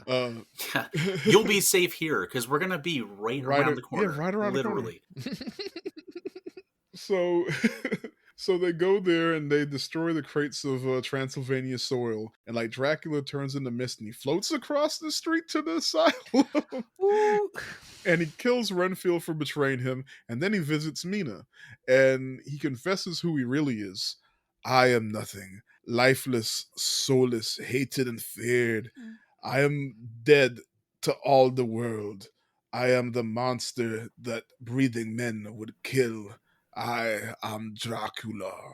And now you'd think she'd freak out at this. Well, she does for like 2 seconds. And then, there it is. But these hoes ain't loyal, so she's quickly like, nah, even though I'm married and you just told me you're an undead monster men want to hunt and vanquish, I still love you though. And she insists on him turning into a vampire too. Or turning her into a vampire too. Like, just it's like a switch. Yeah. I mean, yeah, he's like, he did his seduction powers on her, but also he didn't start the seduction right away. He said he was a prince and she was like, oh. And so anyway, I'm just going to point that out. Just saying. It is difficult to tell because it feels like sometimes they lean on the is she reincarnated kind of thing. Oh yeah, like the love is cosmic. Because you see him hold back like 2 or 3 times. Yeah, from during this process. Yeah, so maybe that's kind of what it is. But anyway, I see you, Mina. Then Van Helsing and the boys bust in the room and see Mina with blood dripping from her mouth, and but she's on the bed alone, and like they're like, hold up, what the fuck is this? Then Dracula drops from the ceiling, this big old monster bat form. Dracula. And he's in his bat form or his man bat form. Then Helsing and Dracula start arguing whether or not God loves him, and Dracula tells him that Mina is now his bride as they throw holy water on him. And then he retreats into the shadow, and then he turns into a pile of New York subway rats and escapes. Another one of my favorite parts of the movie. It was really cool effect. He's like he seeps back into the shadows, so and like his eyes glow. Yeah. And then the next thing is they flip on a light, and then it's just a pile of rats that looks almost like a person. But even before they flip on the right, you see his form kind of change a little, like his silhouette in the shadow a little bit. And then when they flip on the light, it's like, oh, it's just the 50 rats standing up top. It was just 50 rats in a trench coat the entire time. That's my favorite D&D ploy. Oh, man. So, as Mina changes, Van Helsing hypnotizes her because her salvation is his destruction. And through her connection with Dracula, they learn that he's sailing home to in his last remaining box of dirt. It's Joe Dirt. They didn't get all of them. Joe Dirt too. This is my backup dirt. Yeah, he left one at the port just in case. That's actually not a bad idea. I got backup dirt in the Remember yard that for the next plants. time. So the hunters depart for Varna to intercept them. But Dracula also reading Mina's mind, so he knows that they're after him and knows how to That was evade like... It's funny because like I They feel think it like was they both should have ways? picked up on that Yeah. the whole time, and then they actually say it. But it's like they're still talking about everything in front of her. Yeah. So they realize it after he done slipped them a couple of times. And so the boys split up, and Van Helsing and Mina travel to Borgo Pass and the castle, while the others try to stop the Romany transporting Dracula, right? And at night, Van Helsing and Mina are approached by Dracula's brides, and Mina succumbs to their chanting and attempts to decapitate Van Helsing. But before Mina can feed on his blood, Helsing places a communion wafer on her forehead. That's hilarious. I thought it was wafer. a medallion. But it No, did look like a communion wafer. I thought it was communion wafer. I'm just like, wafer. was he snacking on him? Why did he have it? Look, it's lambdas bread. It's very filling for the journey. Takes up a little space. That's a Keebler's communion wafer. They come out of a little box with an elf on it. Look, the body of Christ is very filling. What kind of cracked me up was that like she was trying to appeal to him. Crack me up, cracker. Cracker, yeah. God damn it.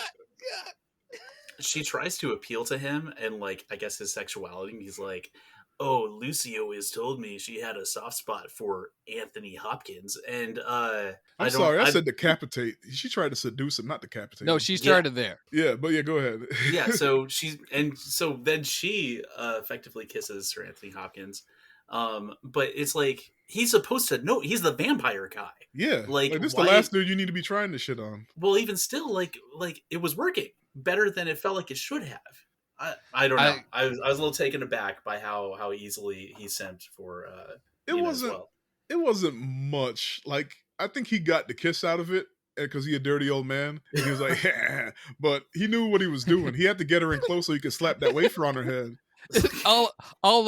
All the men in the movie just went up to Coppola. Were like, "Can you get a little kiss in there for me? Maybe just I want to kiss her too." Little one. Like now that she's not 14, now that Winona's not 14, can I get a little? Every named man except for Renfield got a kiss from either Lucy or Mina. They're like, hey, Tom Waits, you want to kiss Winona Ryder? No, but I sure would like to kiss Anthony Coppola. Which one of us do you mean? Either one. Wrote a song about it. Sure would like to kiss Anthony Coppola. Like, stop. Just go back in the cage. Okay. All right. Oh man. So he puts the communion wafer on her forehead, leaving a mark that slows down her transformation. Funny. Then he surrounds them with a ring of fire to protect them from the brides because they were like swooping in. So since they couldn't get to Van Helsing and Mina, they killed a horse instead. Oh yeah, that was It was like, wait, shit. Shout out. That's our ride. Shout out Coppola for always killing horses. See, I know that much about good point there, actually. But yeah, so then the next morning, Van Helsing said thug life, and he went and found where the brides were sleeping, and he chopped their heads off and threw the severed heads into a crevasse. I threw that shit in the creek. Look. That was another one of my favorite parts. I know, I was just laughing the whole time. See, it's like there's a lot. It's a fun movie. It's a fun movie. He was just like, he was real mad about it. So, you gonna come and trying to get me? Gonna seduce Mina? Try to get her to kiss me so y'all can come in and kill both of us? Then you killed my horse? You killed my fucking horse? I Okay. hadn't even paid for that damn horse. Look, the way I don't know where they were sleeping. I guess they were sleeping in the castle because they were already at the castle. Yeah. So he slips into the castle during the day, chops their heads off one by one, and brought it back up to the cliff where he was and threw it over. Just like, killed my fucking horse. Bitches. So that evening they spot Dracula's carriage charging towards the castle with the boys in hot pursuit, racing against the setting sun. And they pull up at the castle and the fight breaks out between the boys and the Romany, and Jonathan is about to rip open Dracula's box and kill him. But the sun sets and Dracula busts out of his box like a fucking pro wrestler. And like now he remember with the sun down, he's stronger. That was pretty cool though. The box just explodes. Yeah, the box explodes. And then Jonathan he slashes his throat and Dracula like knocks him back. And then Quincy Morris, he runs and stabs Dracula in the chest with the sword, but he gets fatally wounded in the process. Or he was already Cowboy. He was already stabbed in the back, and then he Dracula, had been slashed across the back, and so Cowboy wasn't going to make it. Yeah, one of them had to die, and he was kind of he was like the fourth wheel, fifth, whatever. Yeah. So then Mina's trifling ass runs in and defends Dracula with the rifle she picked up.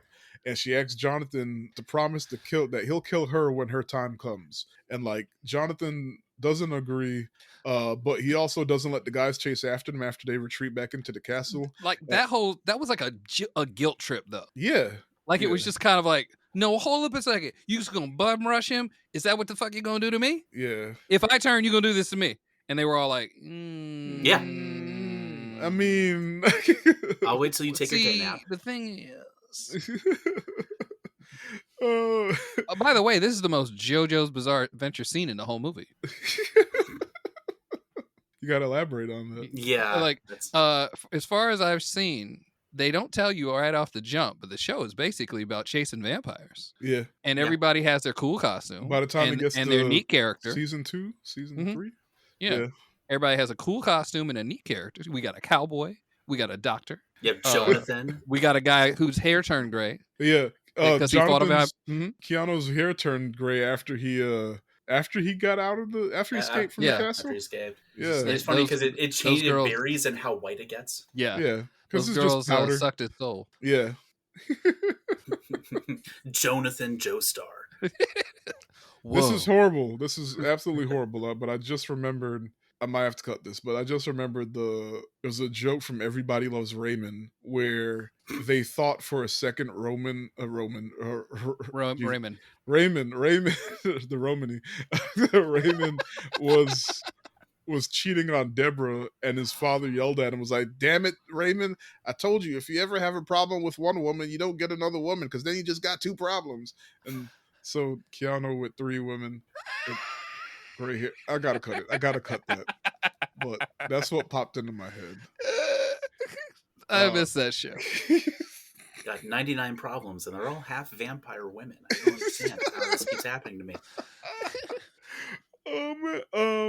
Yeah, so she makes him or she tries to get him to promise not to, but he just kind of stares at her. And then when like they go back into the castle, or she drags Dracula into the castle, like the boys try to go in after, and he's like, "No, wait, we've done our part. Now she has to do hers." To which everybody should have been like, "What the fuck are you talking about?" Bro. Yeah.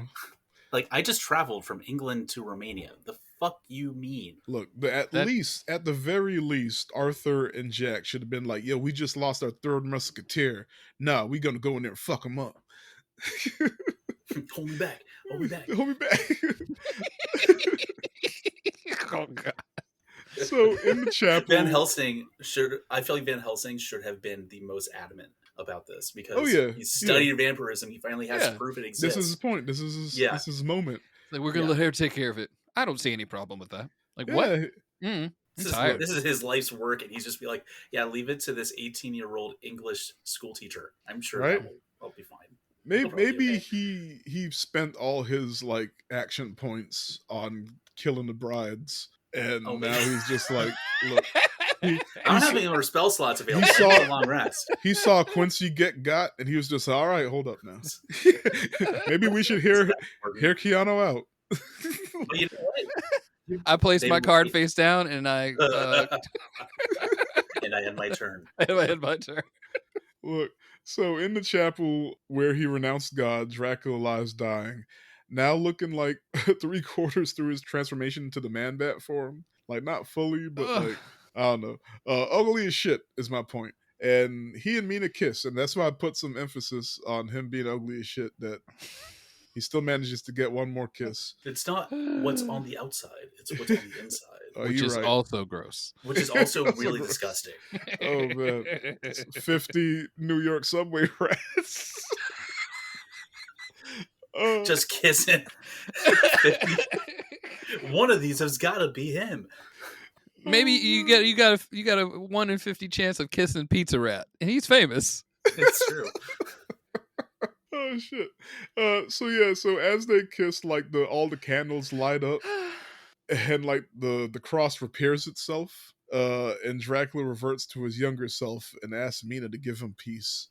So Mina stabs the sword that Quincy had put in his chest through his heart, and he dies. The mark on her forehead disappears, and then she decapitates him, and then she gazes up at the painting on the ceiling of Vlad and Elizabeth ascending to heaven together. Yeah, Finn. There's a narration audio, which is like, like finally, like true love, da da da. My love was able to repair him as his face reverts back into Gary Old Newman, because he's no longer disfigured by the curse. But then she goes and she chops his fucking head off right after. It's just really funny because it's very touching. It's like, oh yes, Keanu was right. And then she. His ghost is like ascending to heaven, like, I said a piece. As one piece, one whole piece. That's the movie. And they cut it right there. Like, we don't know if they're better people for it. We don't know if anybody grew. I like to think that she walks out of the door and it's a montage like the original Ghostbusters. Where like all the villagers are there and they're clapping, and like there's like a guy dancing on the top of one of the like the wagons. Mina Harkin. One of the Romani dancing down. Favorite aspect of the film? Easily, costuming and set design. All right, they won awards for that. That makes perfect sense. Tim. I think it kind of falls into the set design, but the overall mood kind of matching the way people were feeling. Who's in charge of vibes? Is that like a paid position? I guess the director. It's a group effort. It's a group effort. Like if we're talking about set design, I don't know if you guys noticed, but Dracula's castle, if you kind of just look at the silhouette, almost resembles like somebody sitting on a throne. You know what I mean? Cool. So like when they revisit it later, it very much looks like somebody sitting in a chair. Oh wow. Yeah, just kind of overlooking on a cliffside. I didn't catch that, but that's neat. Don't take my word for it. Wait for the mean comments. For me, I guess I'm with you in like the costume and the set design. I just loved the whole feel of it. That was pretty neat. And the story was good too, but I mean that's Bram Stoker apparently. And I just enjoyed how, now that I'm seeing this all after the fact, how many things pull from it or tie into it, and I'm like, like that whole, like every few minutes, not few minutes, but every so now and then, like, hey, I know that, or that's from this. Oh, I didn't know that. Like that was pretty fun. It was a fun watch. I will say also regarding the costuming, Eiko Ishioka, is a Japanese costume designer, died in 2012, but also did the costumes for The Cell. Hey, that makes sense. Oh, that makes a lot of sense. Armor. Yeah. That armor. Yeah. Definitely should have thought of that for sure. Like that's exactly where my brain went to. That's funny. Good, you passed the test. Favorite scene? Oh. It has to be one of Van Helsing. They gave him too many good lines. I just want to cut her head off and take your heart out. I like the scene where he's having like a meal with Jonathan and Mina, and he's like, "So, back when you was banging them hoes. Like he just drops it in there like, oh, y'all, she knows you know. I know she knows. You know. And she knows you know. So, you know, whether you was into it or not. And and Keanu immediately goes, so, like, I was in and out of consciousness, so I don't, like, really know what was happening. But, like, see, I would not have done, you get where I'm going with this, right? He totally cuts her a look like, you believe me, right? Like, it's but I didn't drink nobody blood, because I don't do that. That's nasty. I think my favorite scene is, dang, I had it. Always like the way the logo for the movie looked too, though. Oh yeah, it's like written in blood practically. It looks really fun. Oh, I just remember it was the freaking. I said it earlier. When Van Helsing wanted to chop the bride's heads off. Oh yeah, like the whole yeah, like, them trying to get at him, The and then horse. they got mad and they killed the horse, and he was like, "All right." I bet. Also, like Keanu arriving at the castle, like the whole build up was fun. Also, another thing, I've told you guys before, I'm really big in prosthetics. This movie went a little farther than it needed to with the prosthetics. Even with Gary Oldman using his nail to cut just under his nipple to feed Mina Harker a fake ass nipple. Yeah, that was so with the little hairs. They put like 5 hairs, Put 5, and like a fake skin color, the whole body nipple, and it's like, why didn't you guys just put a little patch of fake skin there? You know what I mean? Like they could have just done it on a real human body. Yeah, they're like, no, it's fine. It's for like they a couldn't 1 get second enough shot. blood behind it. It was such a weird thing that they had to phone in. I just saw this in the trivia, but it's something I noticed and forgot when they're like when they're scaring Lucy back into the coffin and she's climbing back in. That's in reverse. I caught that. I was wondering. There were like, some parts that felt like weird. they did. Yeah. Yeah. I was but like, they needed the cloth, it felt like, to move in a specific way. Yeah. It just looks so funky. And it says in the trivia that it was actually in reverse. That's funny. That scene bugged me too because there was a glass coffin inside of that. You know what I mean? So did she climb onto the glass coffin and then they put a stake through her heart that would have shattered the glass coffin? It's gone. It's gone. Like, you're not reusing that. It's a nitpicky thing. What was I gonna say? Oh, the weird thing, and I know we've touched on all the friggin'. We've gone back to Van Helsing so many times. Oh yeah. But when he straight up says, or when the guy's like, "What are we gonna do? What are we gonna do?" I just want to cut off her head, take out her heart, and cook it and eat it with a nice Chianti and fava beans. I was like, wait a minute, homeboy loves hearts. Someone offered me to eat beef heart with them one time, and I was like, I don't know if I'm ready for all that. I've had tripe, I've had chitlins. I feel like heart is like you're trespassing into like the soul. How do you live maybe forever if not eating heart? Where does your sustenance come from if not the hearts of an animal? It's the blood of women, actually. Maybe it's already in sausage, but I don't need to know about it. So, MVP character? I'm going to let somebody else go because I feel like they already know what I'm going to say. So I think we all are going to say the same thing, but yeah. Look, I don't know if we should do it all together thing. Okay. All right. Yeah, fine. That's fine. All right. Okay. 1, 2, 3. Renfield. Van Helsing. Okay. I mean, I'll take it. I'll take it. You go, Ren.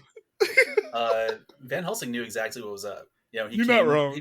He didn't come. It doesn't even seem like he came with a mission in mind because we're talking about how he kind of just like, oh yeah, what could be wrong? There's no disease that could... And he's like, oh, you thought I was over there? Now I'm over here. Oh. And he just kind of like teleports across to prove a point. Is like, okay, what's your point? He's like, vampires. So I don't know. He came, he got shit done, and he was kind of. I was silly. He was deliberate. That's probably a good thing with the way some of these folks were in this movie. So I get that. All right, Tim. I like Renfield because overall he was just doing what he was asked, and he thought that he was going to get a certain thing out of it. And when Homeboy realized that he was getting flim-flam, Yep. I mean, what else are you going to be besides angry? It's like, you told me if I got you this property for a reasonable price, I could live forever. I was trying to do this shit off commission.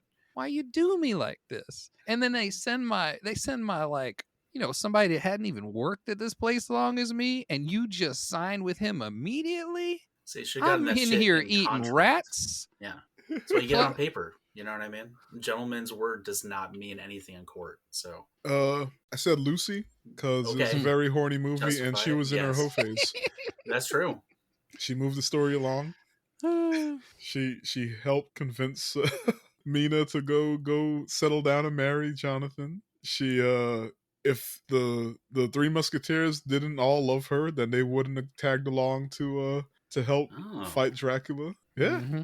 Because early on in the movie, I was like, not what's her point, but I didn't think she was that important of a character. But by the end, I was like, okay, Yeah, I got Her it. role honestly. definitely had a purpose, it seems like. Yeah, she It set a galvanized lot of her things. purpose. She set a lot of things in motion. yeah, all from just being promiscuous. Life lessons learned. Yeah, there's nothing wrong with being a hoe. No. Hoes make the world go around. It's about how you hoe and where you hoe. There you go. That's to have a purpose. That's to serve the greater good. It's not how you hoe, it's who you hoe. All right, now that was our favorite characters. What character are you? Do we want to do all three at the same time? Yeah. Okay, that's fine. That's fine. We'll see. No worries if there's any repeats. This is difficult because Okay, sure. wait. Pick an answer first. I don't know what it is either. Yeah, that's a tough one. You don't want to be anybody. Not technically. No. Like, just like not to like spoil it. I know I'm not Van Helsing. He's about his business and knows what's going on. This morning, I forgot where I put my coffee. I think I'd be. Wait. Oh. Wait. We're doing 3. Oh, Yeah, okay. yeah, we're gonna do it. Let me think. Just come unfortunately, okay. You know what? I'm pretty sure. Let's go for it. Let's go for it. Okay, you ready? Are you ready, Tiff? Yeah. All right. Okay. All right. On 3, 1, 2, 3. Jonathan! Jonathan! Jonathan! Okay, that worked out. That's hilarious. Because Like, I don't know shit. I'm just trying to do my job. Hapless, things just happen. It's just, Not sure why I'm a people pleaser. Whoa. Look, I don't have a good reaction for stuff. I just say whoa. man, right? Hose I didn't ask for. Look, I got some stories with that too, but No, it's like I to anyone listening, I don't want to sound like I'm bragging. There's just a phenomenon where like emphasis on the I didn't ask for. I got this shit handled, but suddenly somebody's like, I can fix him. No, you can't. No one can.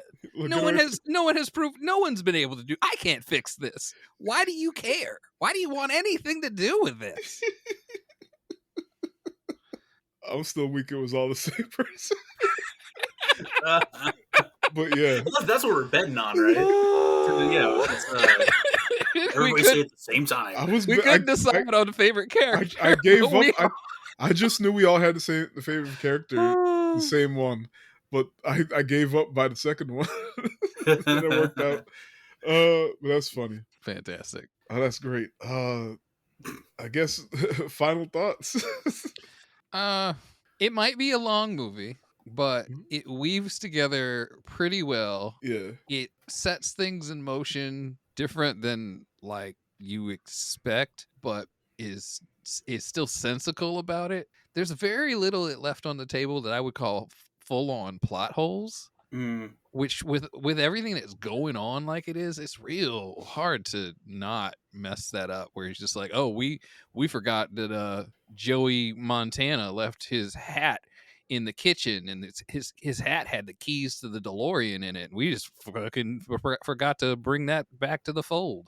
Shit like that happens in movies all the time. But this one just kind of like everything you needed was there, and there was a cowboy. It was a cowboy. Ren?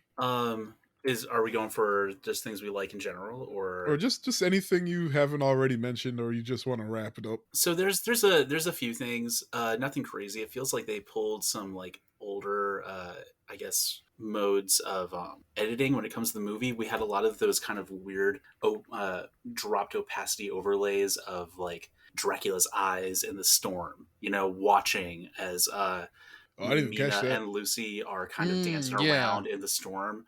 You get a lot of these weird kind of forlorn shots of like Mina writing a letter, and there's concern on her face as you hear her narrate something in the back. It's just it's really cool. It almost feels like they wanted to update like an older kind of horror movie, and it was less of a horror movie as it was like a romance movie about two lovers coming back to one another after one was afflicted with a curse because he renounced his faith. But now it's like, oh well, now he's broken the curse. So are we going to heaven? Are we being reincarnated? Reincarnation? Oh wait, she couldn't get into heaven, is what they were saying initially because she killed herself. Yeah. So I guess that means that she didn't go to hell either. Also, technically, he didn't accept Jesus Christ as his Lord and Savior at this. That's true. He skipped the deathbed recounts or something. Yeah. So he'll probably just be reincarnated again anyway. Cool. Because It's I think 400 years. I think that's what somebody was saying. Like, if you don't accept it, your soul doesn't transfer, and you just get thrown around on Earth as a spirit, and eventually you just end up as an ant or some shit. I want to be an ant. You They mean got it made. Subway rat? Hey, I'm Pizza Rat. Yeah. But yeah, I love the set design. Loved the. I do think it could have stood to be shorter. I do think there's some stuff that didn't necessarily need to make a final cut, but I'm a big proponent for practical effects as well. So they had that in spades. Whether or not it was because it was a matter of the times in his early '90s, they didn't really have, you know what I mean, computers and stuff. So they had relied more on editing and prosthetics. But like with that said, I also think maybe there was a couple of forums. You know what I mean? They didn't necessarily need, but it's still great that they went and showed what he had like 6 forms in the movie. Yeah. Yeah, just a crazy amount. It didn't seem necessary, all of it, but just a lot of extra work, and it's makes it a really fun watch. Oh, it's my turn. It was just a really fun watch for me. I'm glad I finally saw it.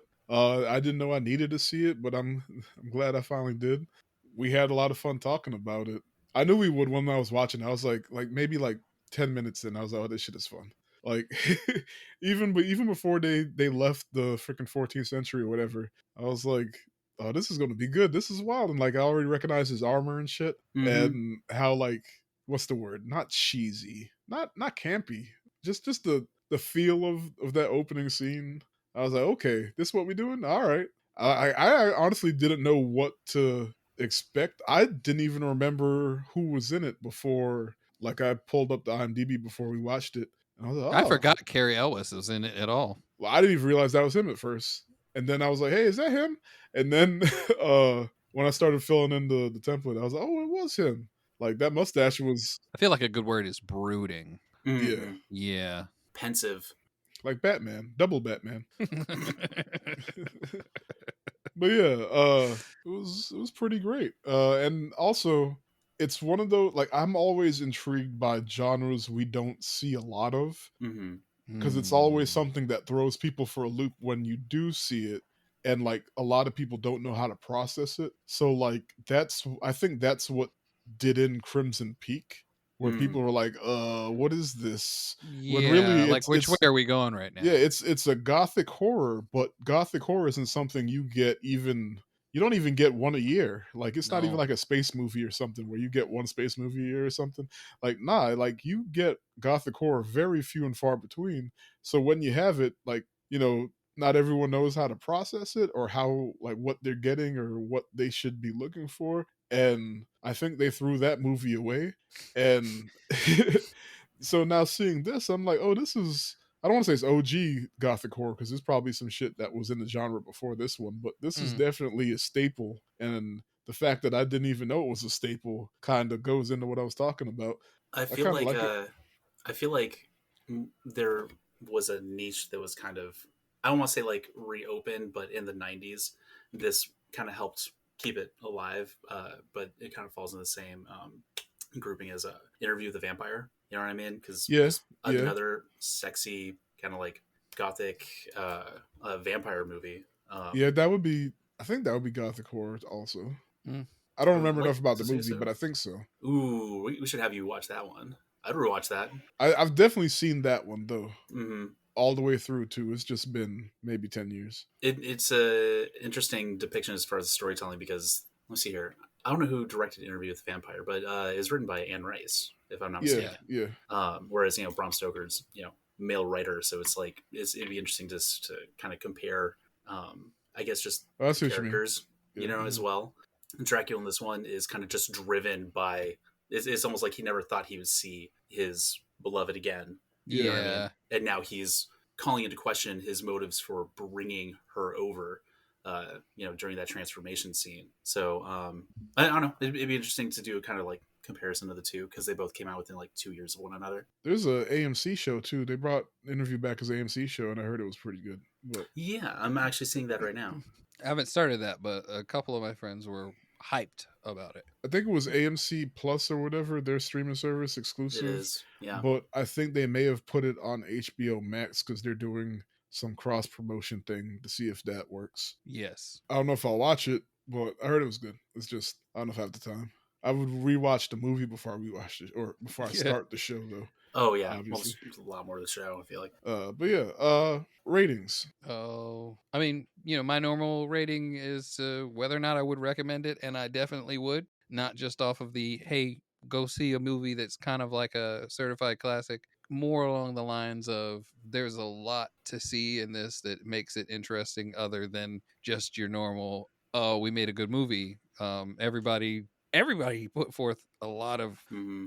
I think everybody's contributions to the movie made it that much better, and it was just kind of a fun watch overall. Yeah, absolutely. Yeah, I mean, I definitely give it a recommend. Probably give it like an 8 out of 10. Like vampire transformations. It's definitely something that I was starting to worry. I was like, man, y'all ain't done no fun ratings in a while. Even Kareem dropped his cabbages. Oh man.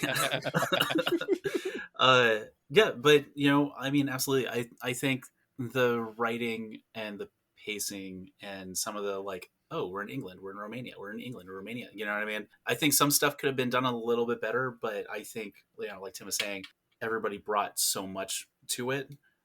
Costume designer, set designer, et cetera, that it's totally worth a watch. And it's a lot of fun. So cool. I'm gonna give it strong 7.5. I might give it the 8, but I might give it the 8 on a rewatch. But it's definitely a strong 7.5. 7 being good, 8 being great. Mm-hmm. I'm not against giving it an 8. I'm just still thinking about it. Like I just watched it, finished it like an hour before we started recording. It probably got the extra 0.5 for me for being like one of the first movies I watched with boobies in it. Oh, so. I understand that because I still have a nice little place in my heart for the American Pie movies.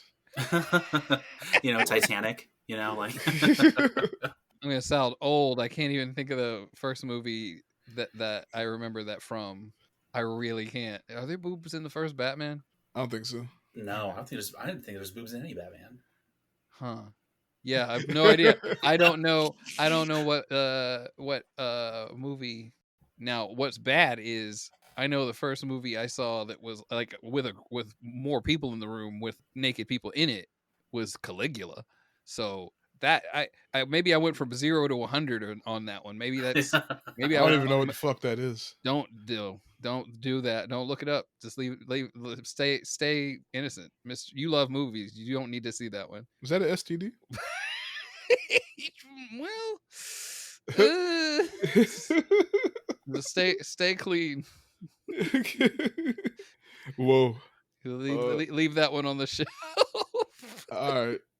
But speaking of shelf, I would buy the DVD of this. Hey, okay. Oh yeah. If it's the Criterion one, I would get it while it's on sale, like the half off sale, which I think they might be having one right now. I'm not sure if it's a flash sale or not, but anyway, by the time they hear this, it's probably over. But yeah, definitely, I would like it in my collection in some form. That's a cool movie. Yeah. So plugs. It's the same thing. Like I said, we're doing some work for Power Bummer. We're Power Bummer everywhere. I feel like if I say it enough on the internet, maybe it'll some turn around. We're just like right now I'm doing a really simple screen print for somebody's reunion, high school reunion or something. Nice, Of though. all things, I'm like, okay, all right, and I don't know, just having fun with it. So that's it. Just graphics peddler, screen print, stickers, etc. All right, Tim. Still on D&D Slugger stuff. They just reformatted Patreon this last month or so, so anybody can follow my Patreon and see a lot of the content without having to be a paid subscriber. I mean, that way you check it out, maybe you like it, and you jump in for like one of the low prices of $1 to $5. Come over and check out some of that stuff. I might have accidentally did a ska song, which I'm gonna demo on there pretty soon. And for some reason, I'm doing a lot of rapping that now coincides in the song that I thought was not going to be released is probably going to be released. So keep an eye out on Instagram. I think his name is DJ Awesomeness Prime. Keep an eye out on his Instagram for the release of a Scott Pilgrim cipher where I'm one of the rappers and I play one of Ramona's exes. It is not the one you think. I'm not gonna say which one I think you would be, but I'm trying to. I know Awesomeness Prime. He was one of the BlurCon DJs. Yeah, so I'm definitely I'm looking forward to that because I put a decent amount of effort to it, but I didn't hear from him for a long time. So I thought maybe he was just politely letting me down. Just let me down easy, like not, and then they'd release it with somebody really good or something. But everybody else on the track is intense. And then there's me. This will probably be my first like feature on a released piece of music as a rapper. If you don't count the thing I did like a couple months with a Klopfenstein, where I sort of sing rapped on a song called Doubt, but I sing rapped, so that wasn't the same thing. I'm like rapping, and other people are real rappers. So we're gonna see how this goes. Best of luck. All right. Too late to turn back. We believe in you. Believe in us who believes in you. Yeah. Don't And, you wait. And you could follow the podcast on Threads at SGBK Podcast, Blue Sky, SGBK Podcast .bsky.app. You can email us sgbkpodcast@gmail.com. Follow me personally at Tiffzilla on Letterboxd, and I hope everyone has a great evening. Next week we're doing scariest movie you've ever seen, Hereditary. It is on, I think it's on Max. It's either Max or Hulu, but I'm pretty sure it's Max. Yeah, Hereditary, Ari Aster, get our A24 on. On that note, catch you later, my spoops. Take care, y'all. Bye. Bye. Bye.